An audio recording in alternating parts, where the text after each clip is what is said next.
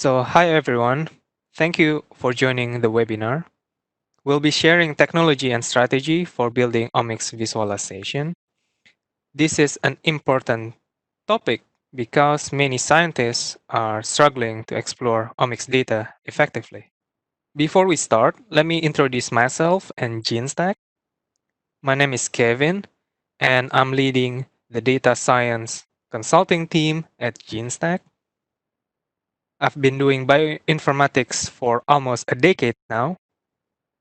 I started my journey in Oxford, where I was inspired by the growing community of statistical geneticists like Peter Donnelly and Jill McVean, who made significant contributions to the 1000 Genomes and HapMap projects.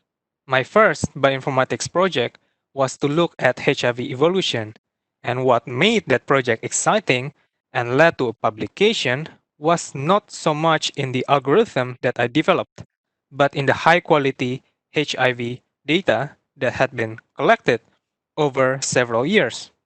So that left an impression on me that data is the most important thing, not the algorithm or code to analyze it. It was true back then, and it remains true today.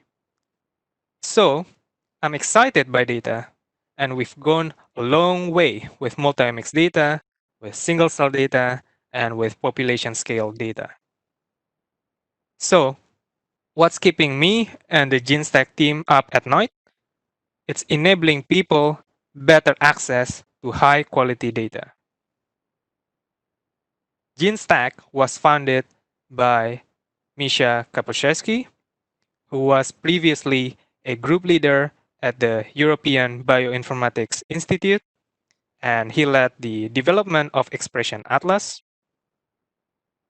We've worked on various data transformation initiatives over the years in the context of drug development, clinical diagnostics, and agri-science.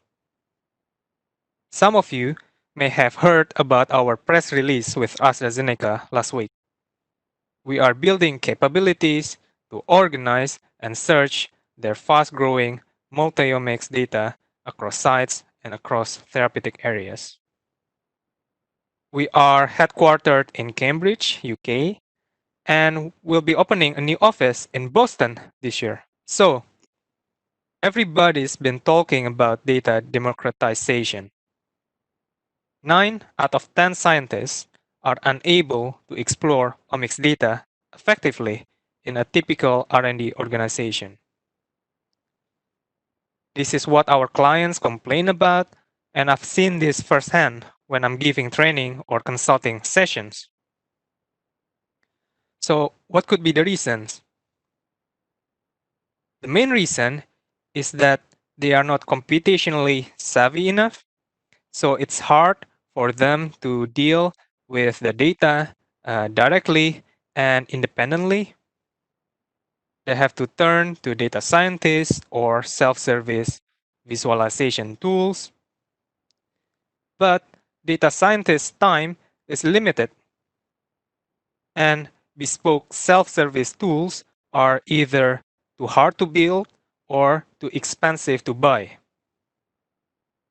So, to address this, we want to make visualization applications easier to build so they'll become available faster for the data scientists.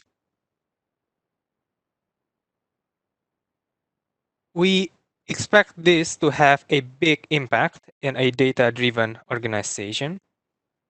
Consider a typical scenario in a medium R&D department where you have, let's say, 20 data scientists and 200 biologists. A data scientist would typically spend 10 hours per week for building visualization applications, another 10 hours supporting biologists for common tasks, and a biologist would spend 10 hours for exploring data. If we can make self-service applications faster to build and more available, a conservative estimate would lead to saving each of these activities by 50%. This translates to annual cost savings of at least $5 million. And not to mention the long-term exponential gain from better science.